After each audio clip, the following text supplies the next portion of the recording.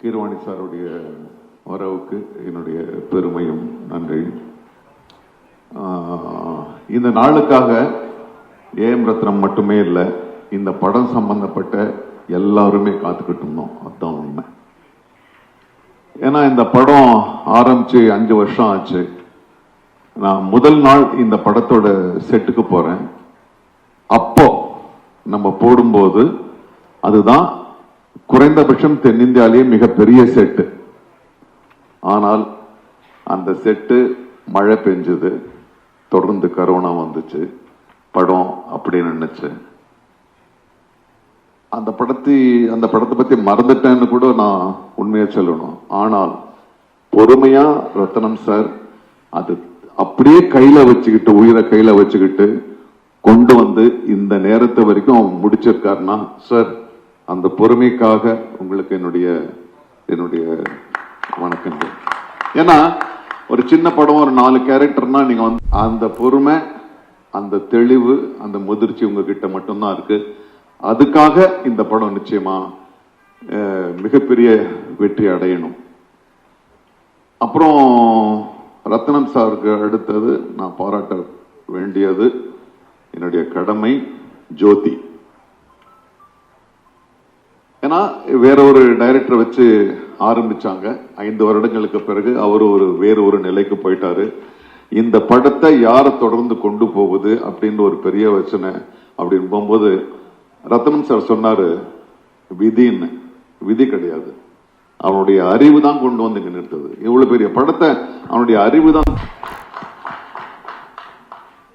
ஏன்னா ஜோதி இந்த படத்தை ஆரம்பிச்ச முதல் நாள் நான் போனேன், சிரிச்சுக்கிட்டே இருந்தான். எப்படி உங்களுக்கு எந்த பொறுமை இருக்கோ அப்படியே அவனுடைய புன்சிரிப்பு. பார்த்தா செட்டுல ஒண்ணுமே இல்லை, ஆனால் படம் நடக்குது. நான் கேட்டேன், ஜோதி என்னடா இது, என்னப்பா இது? இல்ல சார்ன்னு, இந்த படம் எப்படி எடுக்க போகுதுன்றது பத்தி டெக்னிக்கலா ரொம்ப தெளிவா என்கிட்ட சொன்னான். அப்பவும் எனக்கு பயம், சரி எல்லாம் கரெக்டா சொல்றான், அது எடுக்கணுமே அப்படின்னு. ஆனா நான் டப்பிங்க்கு போகும்போது ரொம்ப ஆச்சரியமாச்சு. ஒரு குழந்தை மாதிரி எனக்கு வந்து அந்த ஒரு ஆச்சரியம் தான் வந்துச்சு. எவ்வளவு மலைகளை கொண்டு வந்திருக்க, குதிரைகளை பல பிரதேசங்களை கொண்டு வந்திருக்க, உன்னுடைய அந்த அறிவுக்கு என்னுடைய நன்றி. அப்புறம் மனோஜ் பரமஹம்சாவை பத்தி சொல்லணும். அவன் கேமராமேனா இல்ல வந்து மெஜிஷியனான்னு எனக்கு தெரியல. ஏன்னா நம்ம எல்லாம் நடிக்க வரும்போது ஒரே ஒரு கேமரா தான் இருக்கும். நான் ஃபர்ஸ்ட் டே அங்க நம்ம அந்த விஜயவாடால போறோம், இங்க ஒரு கேமரா போகுது, அங்க ஒரு ட்ரோன் ஒண்ணு போகுது, அப்புறம் இந்த ஸ்டார் வார்ஸ் படத்துல வர்ற அந்த ரோபோ மாதிரி எங்க ஒண்ணு ஓடுது. அவ்வளோ ஒரு டெக்னிக்கல் இதோட அந்த படம் நடிச்சு. எப்படியும் ஒரு 6-7 கேமரா இருந்துச்சு. எந்த கேமராக்கு நடிக்கிறதுன்னு எங்களுக்கு தான் குழப்பம், உங்களுக்கு இல்லை. சோ ஆக இதுக்கு பின்னால பெரும் கதைகள் இருக்கு, பல தடைகள் தாண்டி வந்திருக்கு. அதெல்லாம் தாண்டி இது பொறுமையா இதை முடிச்சிருக்கோம். ஆனா அதே உத்வேகத்தோட சில படங்கள் வந்து ரொம்ப கேப் விட்டுச்சுன்னா அப்படி செலுத்திக்கிட்டே போக வேண்டியதா இருக்கும். ஆனா கிடையவே கிடையாது.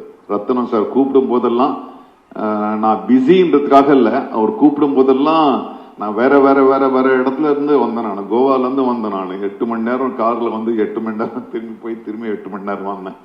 ஏன்னா பவன் கல்யாண் அவர்கள் she also cooperated, ரொம்ப நல்லா கோஆபரேட் பண்ணாங்க. ஆக இந்த நல்மனதோடு ஒரு வெறுப்புணர்ச்சி இல்லாமல், ஒரு சலிப்பு இல்லாமல் ரத்னம் சாருக்காக எல்லாரும் ஒன்று கூடி இந்த ஒரு மாபெரும் யாகத்தை நடத்தி முடிச்சிருக்கோம். நிச்சயமா உங்களுக்கு எல்லாருக்கும் அது பிடிக்கும், நிச்சயமா எல்லாரையும் போய் சென்றடையும். உங்க 2 பேருக்கும் இதுல ஸ்கிரீன் ஸ்பேஸ் ஒன்னா இருக்காதுங்கிற ஒரு வருத்தம் எனக்கு இருக்கு. பார்ட் 2ல நாங்க அதை எப்படி எதிர்பார்க்கலாம்? பார்ட் 2ல எங்க 2 பேருக்கும் 3 சாங் இருக்கு, 4 ஃபைட் இருக்கு. ஒரு மொத்தமா ஒரு படமா தான் நாங்க பார்க்கிறோம். இருக்கலாம் சார். சார், திரையுலக நண்பர்களுக்கும் பத்திரிகை நண்பர்களுக்கும் முதல்ல என்னுடைய பணிவான வணக்கத்தை தெரிவிச்சுக்கிறேன். சினிமால முதன் முறையா முதலமைச்சரானவர் புரட்சி தலைவர் எம்ஜிஆர் அவர்கள். ஆந்திரால சினிமால இருந்து நடிகரா இருந்து முதலமைச்சரானவர் மரியாதைக்குரிய மாண்புமிகு NTR காரு அவர்கள். இன்னைக்கு அவருடைய பிறந்த நாள். இன்று NT ராமராவ் அவர்களின் பிறந்த நாள். அந்த பிறந்த நாள் அன்று ஆந்திராவின் deputy CM power star Pawan கல்யாணுடைய ஒரு நிகழ்ச்சி மகிழ்ச்சியா இருக்குது, ரொம்ப பெருமையா இருக்குது. இவனுக்கு எப்படா தெரியும் NTR சாரோட பர்த்டே இன்னைக்கு அப்படின்னு கேக்குறீங்களா? வாணிஸ்ரீ மேடம் சொல்லியிருக்காங்க. நான் வசந்த மாளிகை படத்தினுடைய தீவிர ரசிகன் பாரு. பூபதி ராஜா சார் வந்திருக்காரு. அந்த படத்தினுடைய வசனகர்த்தா பாலமுருகன் சார். யாராவது கிட்ட பேசணும்னு எனக்கு ஆசை. எனக்கு ரொம்ப பிடிச்ச படம்.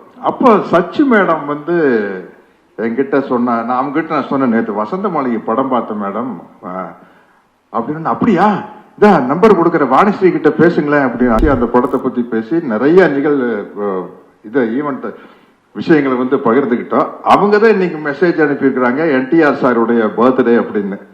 ஸோ இன்னைக்கு அது ஒரு கோஇன்சிடென்ஸ், ரொம்ப சந்தோஷமா இருக்குது. உண்மையிலேயே ரத்ன சார் பிரமாதமா பேசினாரு. அவருடைய ஃபீலிங்ஸ் எல்லாம் சொன்னாரு. இந்த படம் நிச்சயமா மிகப்பெரிய அளவுல வெற்றி அடையும். என்னன்னா, நாங்க நடிச்சுட்டு வைக்கல, எனக்கு தெரியல, நாங்க எல்லாம் நல்ல ஒரு எப்படி எடுக்க போறேன்னு நான் உண்மையிலேயே ரத்ன சார் ஈன்ற பொழுதில் பெரிதிருவுக்கும் தன் மகனை சான்றோர் என கேட்ட தாய் அப்படிங்கிற இடத்துல தகப்பன்னு நீங்க போட்டுக்கலாம். அந்த அளவுக்கு ஜோதி கிருஷ்ணா பிரமாதமா அந்த சீனை காட்டினாரு. நான் சொன்னேன், எப்படி ஜோதி இது என்னன்னு கேட்டா, அப்புறம் அவர் போய் அப்பதான் ஃபாரின்ல போய் படிச்சுட்டு வந்த விஷயத்தை எல்லாம் சொன்னாரு. அத பார்த்து படிச்சுட்டு வந்தா மட்டும் பார்த்தாது, அந்த நீங்க பார்த்த மாதிரியே நானும் பார்த்து பிரமிச்சிட்டேன். அந்த மேக்கிங்க பார்த்து பிரமிச்சிட்டேன். அதனால இந்த படத்துல நானும் இருக்கிறேன் அப்படிங்கிறது எனக்கு ஒரு சந்தோஷமான விஷயம்.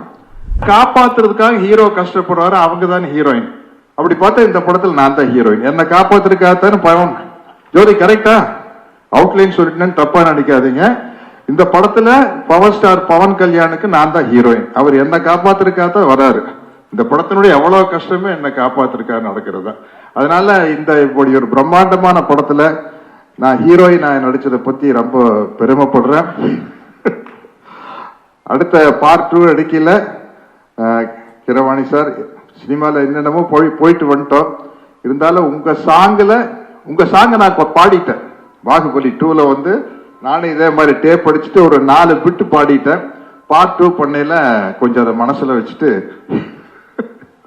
எனக்கு நாசர் சாருக்கு ஒரு நல்ல ஒரு அருமையான சாங் போட்டுருவீங்க. ஷோபி மாஸ்டரும் பார்த்துட்டே இருக்காங்க. வீரமல்லு 2ல உங்களை வச்சு சிறப்பா ஆமா நிச்சயமா. மனோஜ் இல்ல, நாங்க ஆடிடுவோம், நாங்க டான்ஸ் ஆடிடுவோம். நாங்க அதை எதுக்குமே கூச்சப்படாத ஆளுக்கு தானே. பரதநாட்டியம் ஆடணுமா, வஞ்சிக்கோட்டை வாலிபன் வேணுமா உங்களுக்கு, வைஜெயந்தி மாலா 10 மணி 2 பேரும் ஓகேன்றோம். என்ன சார் அது மாதிரி விஷயங்கள். கேமரா கூச்சமே இல்லாத ஆட்கள் நாங்கள். அப்படி இருந்தா தான் சினிமாவில் எந்த கேரக்டர் கொடுத்தாலும் நடிக்க முடியும். இப்படிப்பட்ட ஒரு சிறப்பான படத்துல நானும் இருக்கிறேன் அப்படிங்கிறது எனக்கு ரொம்ப மகிழ்ச்சியான பெருமையான விஷயம். ரத்ன சாருடைய நல்ல மனசுக்கும் ஜோதியினுடைய நல்ல உழைப்புக்கும் இந்த படம் மாபெரும் வெற்றி அடையும் என்று நம்பி வாழ்த்துகிறேன். வணக்கம்.